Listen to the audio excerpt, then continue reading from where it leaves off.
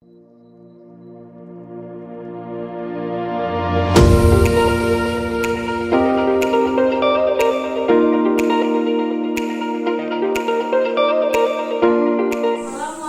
warahmatullahi wabarakatuh. Waalaikumsalam warahmatullahi wabarakatuh. Apa kabar anak-anak semuanya? Sehat? Sehat. Alhamdulillah. Sebelum belajar doa kita berdoa. Berdoa mulai. Bismillahirrahmanirrahim.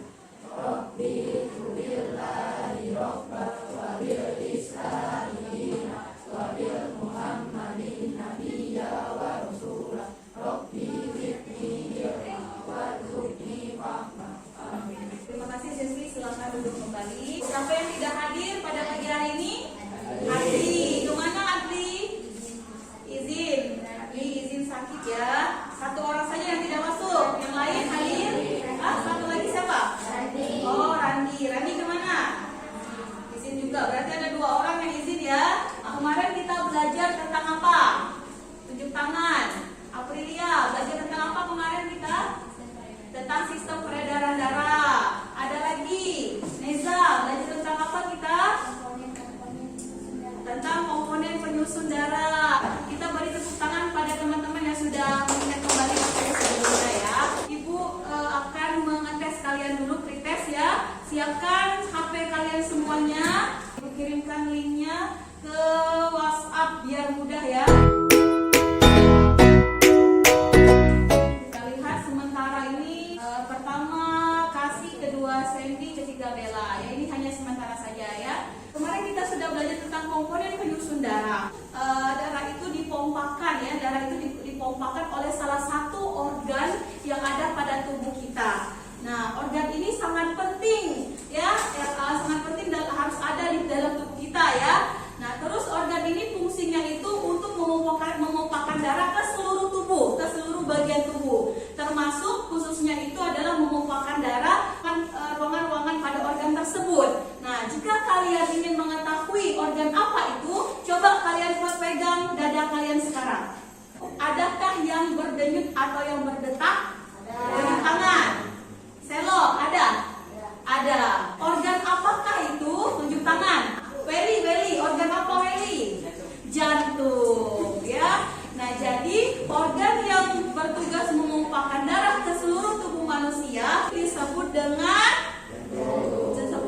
jantung, ya. Nah, yang akan kita pelajari pada pagi hari ini ialah berkaitan dengan jantung dan pembuluh darah. Silakan kalian perhatikan PPT di depan ya. Nah, ini dia, perhatikan gambar berikut ya. Ini yang disebut dengan jantung. Tujuan pembelajaran kita pada pagi hari ini, yang pertama mendeskripsikan karakteristik jantung dan pembuluh darah. Yang kedua mengidentifikasi perbedaan pembuluh nadi dan pembuluh balik. Yang ketiga mendeskripsikan proses peredaran darah pada manusia.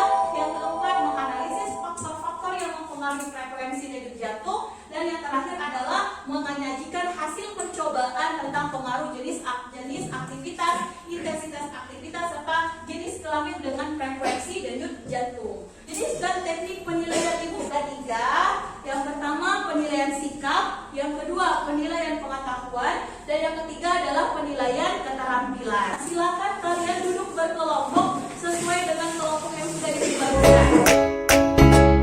Ibu akan membagikan 2, satunya bahan ajar, satunya LKPD ya. Nah, kalian silakan isi dulu kelompok berapa dan anggotanya ya.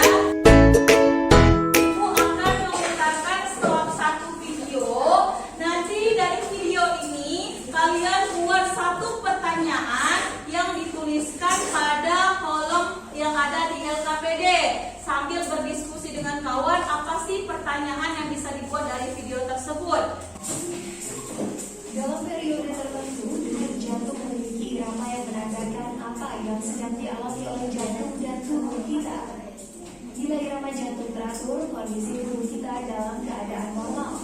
Sebaliknya, jika jantung berdenyut tidak teratur, artinya ada yang tidak beres dengan kerja jantung. Coba silakan kalian buat satu pertanyaan yang ada pada video tersebut mengenai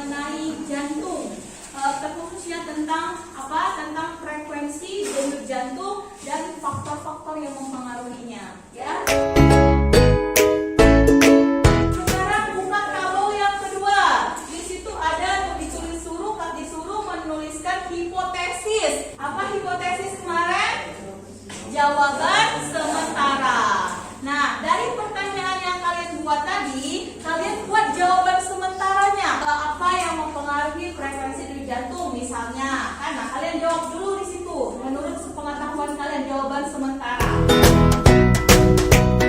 Kalau sudah kalian lakukan percobaan menghitung denyut jantung.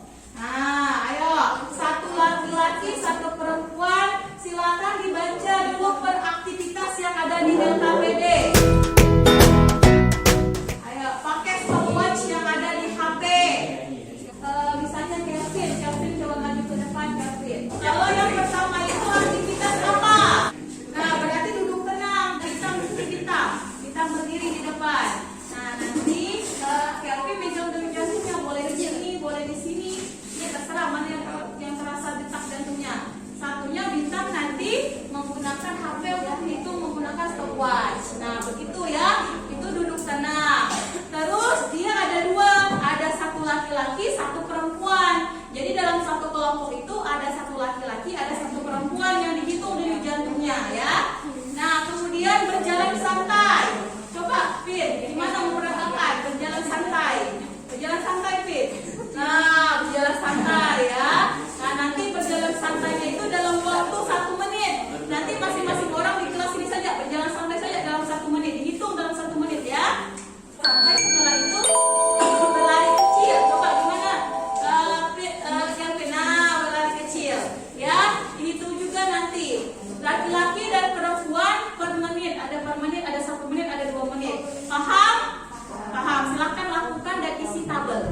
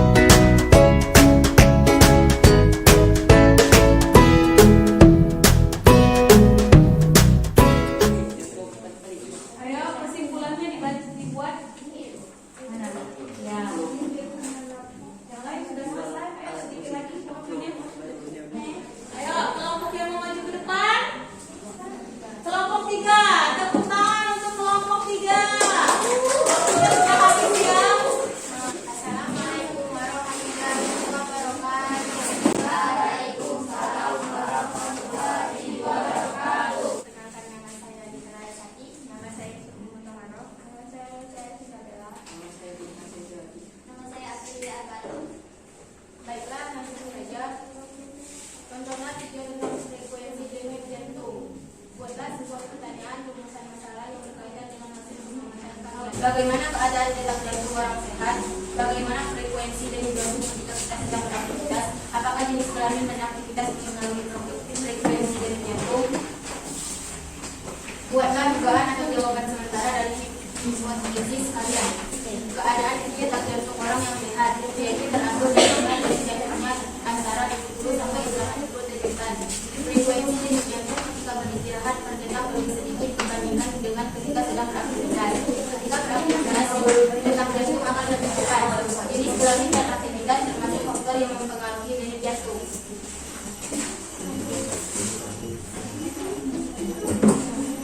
Pertanyaan: pada saat hidup tenang, manakah yang lebih tinggi frekuensi denyut jantungnya laki-laki? Dengarkan yang lain. Mengapa? Pada saat hidup tenang, frekuensi denyut jantung perempuan lebih tinggi dibandingkan denyut jantung laki-laki. Karena sesuai anatomi, ukuran jantung wanita lebih kecil dibandingkan pria.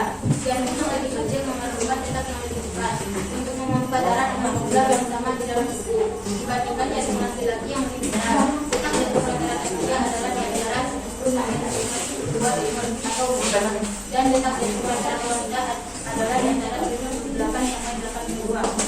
Manakah di antara kegiatan berjalan 1 menit dan kembali selama 1 menit? Kali dulu yang menyebabkan frekuensi denyut jantung paling tinggi. Mengapa? Yang menyebabkan frekuensi jantung lebih tinggi adalah berlari selama 1 menit. Karena berjalan membutuhkan otot yang bergerak lebih sedikit daripada ketika berlari. Menurut kalian, apakah jenis kelamin, jenis aktivitas, dan intensitas aktivitas berpengaruh terhadap frekuensi denyut jantung? Jelaskan. Ya, dari segi jenis kelamin, wanita memiliki jantung yang lebih kecil dan denyutnya akan lebih cepat dibandingkan pria. melakukan aktivitas berat dan karena akan membutuhkan energi yang banyak. Manakah di antara kegiatan berlari 4 menit dan akselerasi selama 2 menit yang menyebabkan Lain perhatikan ke depan. mengembang frekuensi denyut jantung paling tinggi pada saat berlari selama 2 menit. Ini dikarenakan kontraksi otot jantung bekerja lebih keras dan energi juga keluar lebih besar serta mengatur pernapasan lebih sulit dibanding dengan berjalan selama 1 menit. Istilah tabel dan isian yang tertera di bawah ini yaitu 1. Terapi kanan fungsi untuk menerima darah kotor dari tubuh yang dibawa oleh pembuluh darah. 2. Terapi ini untuk menerima darah bersih dari paru-paru. 3. Untuk memompa darah bersih dari jantung ke seluruh tubuh. 4. Klik kanan untuk memompa darah kotor dari jantung ke paru-paru. 2. Pembuluh darah. 1. Arteri atau nadi. Fungsi untuk Silakan mengalirkan pertanyaan yang bertanya yang berkaitan dengan materi ya. vena atau balik. Sebagai pintu kanan dan jalan untuk darah kembali mengalir ke jantung.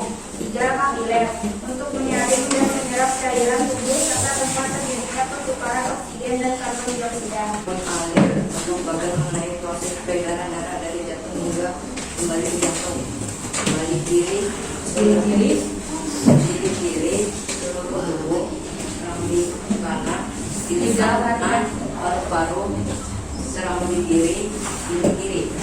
Kesimpulan dari kegiatan ini adalah kita dapat mengetahui perbedaan denyut jantung pada perempuan dan laki-laki saat sedang duduk, berjalan, dan